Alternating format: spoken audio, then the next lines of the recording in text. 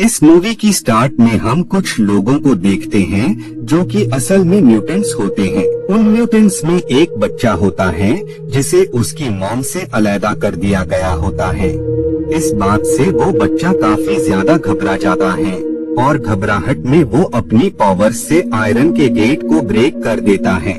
उस बच्चे की शक्तियाँ देखकर वो ऑफिसर काफी ज्यादा घबरा जाते हैं। वहीं पर एक साइंटिस्ट जिसका नाम स्मिथ होता है वो भी ऊपर से ये सब कुछ देख रहा होता है। सीन चेंज हो जाता है और अब हम घर में एक बच्चे को देखते हैं जिसका नाम चार्ल्स होता है।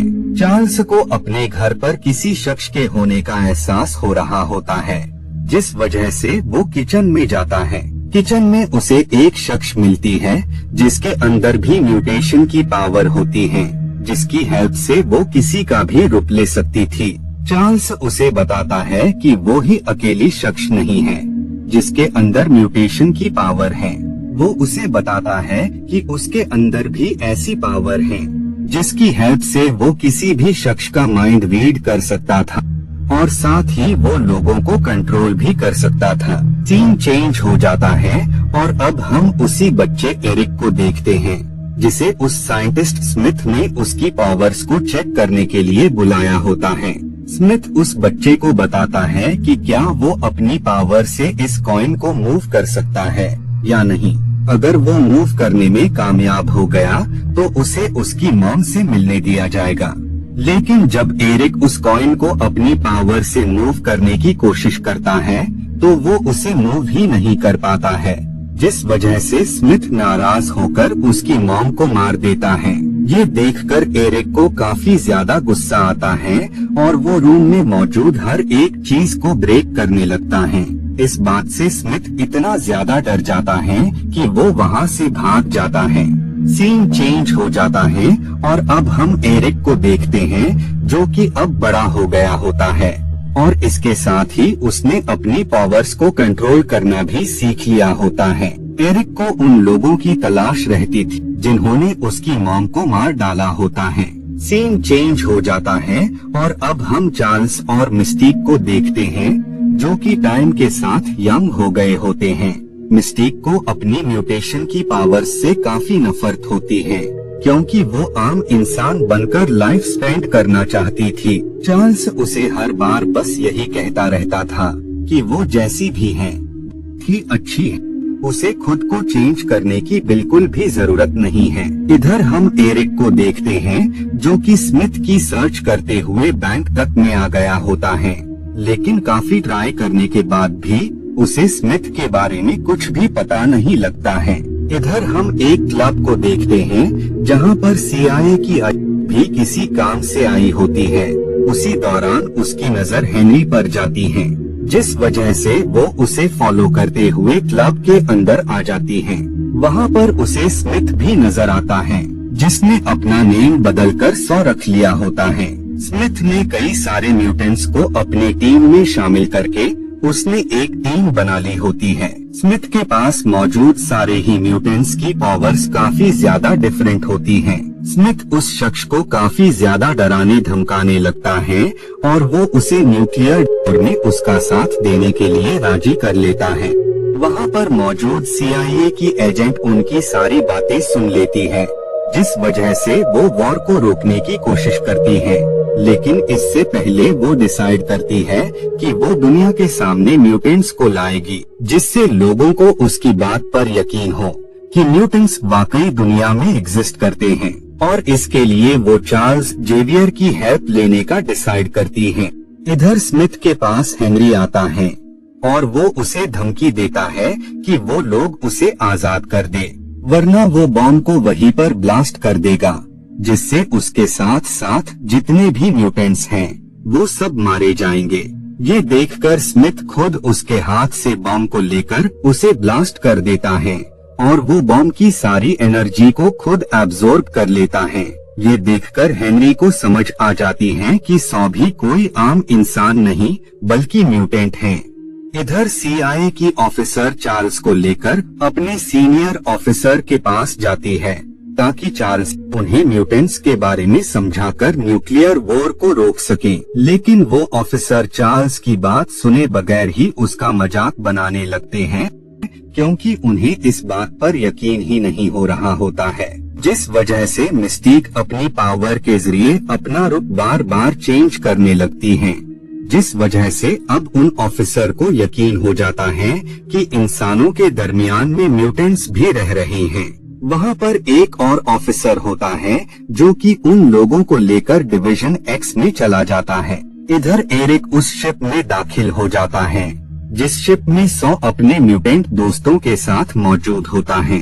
लेकिन इससे पहले कि वो उसे कोई नुकसान पहुंचाता, उससे पहले ही वो शख्स उसे अपनी पावर से पानी में फेंक देती है।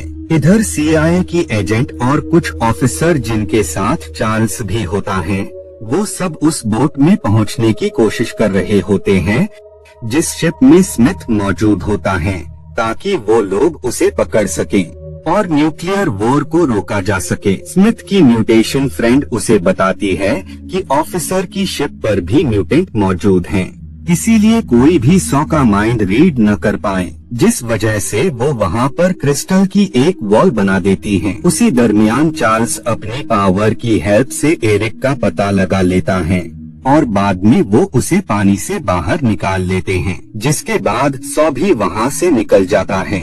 इधर ये सब लोग एक दूसरे म्यूटेंट के पास आते हैं और यही बाद में बीस्ट बन जाता है। इधर 100 को स्मिथ एक हेलमेट दिखाती है जिसको लगाने से चार्ल्स या कोई भी शख्स माइंड रीड नहीं कर सकता है, जिसके चलते वो अपने प्लान को कामयाब बना सकता है। इधर वो साइंटिस्ट डिसाइड करता है कि वो मिस्टीक के ब्लड से ऐसा सिरम बनाएगा जिस वजह से वो दोनों वापस से आम इंसान में तब्दील हो सकते हैं। इधर वो सब लोग एक डिवाइस के करीब आते हैं जिस डिवाइस के जरिए चार्ल्स किसी का भी माइंड रीड करने की एबिलिटी को इनहेंस और भी पावरफुल म्यूटेंट की तलाश करने लगता है, ताकि वो म्यूटेंट्स की काफी पावरफुल टीम बना सके, जिससे वो 100 के प्लान को कामयाब होने से रोक सकें। सबसे पहले वो ऐसी शख्स की सर्च करते हैं जिसकी बॉडी में विंग्स लगे होते हैं और इसके साथ ही वो शख्स अपने मुंह से आग भी निकाल सकती थी, जिसके बाद वो और भी कई सारे म्यूटेंट्स को अपनी टीम में शामिल करते हैं जिनके पास अलग अलग तरह की पावर्स होती हैं। बाद में ये लोग उस प्लेस पर जाते हैं जहाँ पर 100 आने वाला होता है, लेकिन जब वो लोग वहाँ पर आते हैं तो उन्हें पता लगता है कि 100 ने अपनी जगह अपनी साथी को वहाँ पर भेजा है, जिस वजह से वो लोग उसकी साथी को पकड़ लेते हैं और काफी कोशिशों के बाद उन्हें 100 का प्लान पता लग जाता है। दरअसल 100 का ये प्लान होता है कि वो न्यूक्लियर वॉर के जरिए पूरी दुनिया से आम इंसानों को खत्म करके एक ऐसी दुनिया बनाएगा जिसमें सिर्फ और सिर्फ म्यूटेंट्स का ही राज होगा।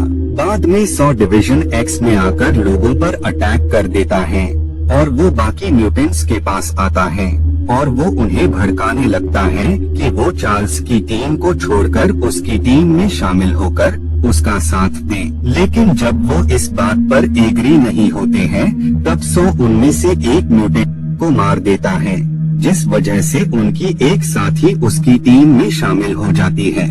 बाद में 100 रशियन को भड़काकर अमेरिका पर हमला करने के लिए तैयार कर लेता है।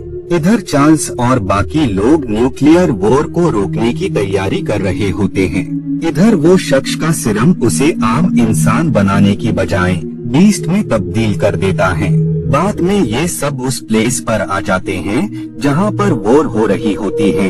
एरिक पानी से सबमरीन को बाहर निकाल लेता है, जिसे देखकर सारे ह्यूमंस शॉक हो जाते हैं और अब उन 100 की टीम और चार्ल्स की टीम के दरमियान फाइट स्टार्ट हो जाती है।